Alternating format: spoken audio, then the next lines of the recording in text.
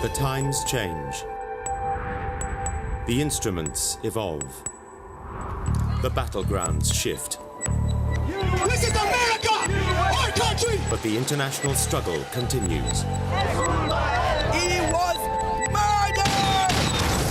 Uncompromising, hard-hitting investigations. I can't get no justice from no one in Jamaica.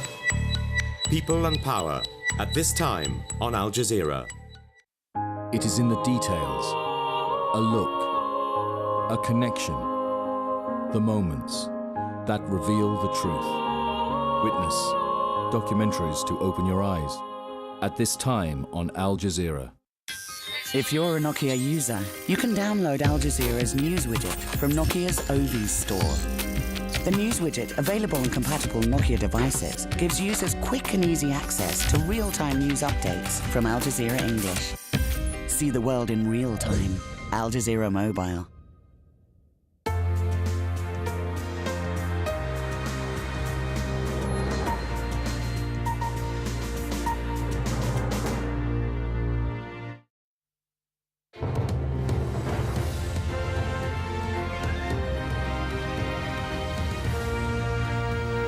This is Al Jazeera. These are the latest developments out of Libya. In a phone call to state television, Muammar Gaddafi blamed Osama bin Laden for the uprising in his country. He said the al-Qaeda leader has manipulated his people and said the protesters have been acting under the influence of drugs. And the top human rights official in France says that there's evidence to suggest that crimes against humanity have taken place and that up to 2,000 people have been killed. The United States, from its end, says it supports the expulsion of Libya from the United Nations Human Rights Council, and the Swiss government has now frozen assets belonging to Gaddafi. And there's been heavy fighting in the town of Zawiya, that's just 50 kilometers west of the capital, Tripoli. A local newspaper says at least 100 people have died and dozens more injured. And police and soldiers have reportedly deserted the town of Zuwara, 120 kilometers west of Tripoli. Witnesses say the people are now in control, and former loyalists continue to abandon the colonel. One of Gaddafi's cousins has left Libya, the ambassador to Jordan has resigned, and Gaddafi's personal aide is now seeking asylum in Egypt. Dick Van de Walle is a professor of government at Dartmouth College in the United States, and he joins us now live from the town of Hanover in New Hampshire. Dirk, I'm sorry, I think I got your name wrong there, but thank you for talking to Al Jazeera. So we're seeing all these resignations across the board, people close to Gaddafi throwing the towel in. How significant is this to his regime at this point? Well, I mean, there are all the kinds of indications. These defections from the Gaddafi regime, I think, are quite significant. As a matter of fact, of all the kind of most important people that were surrounding him when he was still in power, I would venture that perhaps half have already left. And so what it really means, I think, is that in a sense what it's coming down to is these fighting forces, these mercenaries, the Revolutionary Guard and so on, that at this point are still holding out. And as you said a few minutes ago, we're starting to see fighting in a number of cities throughout the coastal area. What it means, I think, is that in a sense, within the next few days, this probably will come to a head. The defection simply can't go on much longer before the regime, I think, really collapses at this point. Okay, and we also heard today that Switzerland saying it will freeze the assets of Gaddafi's regime. But I just want to update you because we have a newswire that's come in on Reuters, and Libya's foreign ministry has supposedly denied that Gaddafi holds any bank accounts in Switzerland. So that's what Libya is saying at this point. But my question is this the beginning of a potential financial stranglehold on Gaddafi?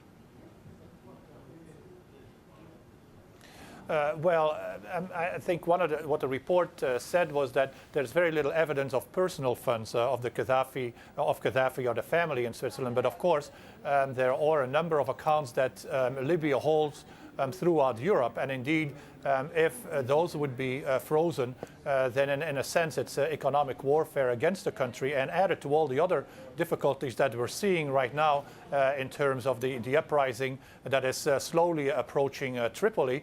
The combination of it all would simply mean that the regime would have no way out, that all the resources that it needs to operate would simply be frozen. Okay, and speaking of money, Dirk, with all the oil money that Libya has, its people, or at least in the east, seem to have lived all these years in deprivation under Gaddafi's regime. So is this what's at the heart of the problem right now, the heart of the uprising?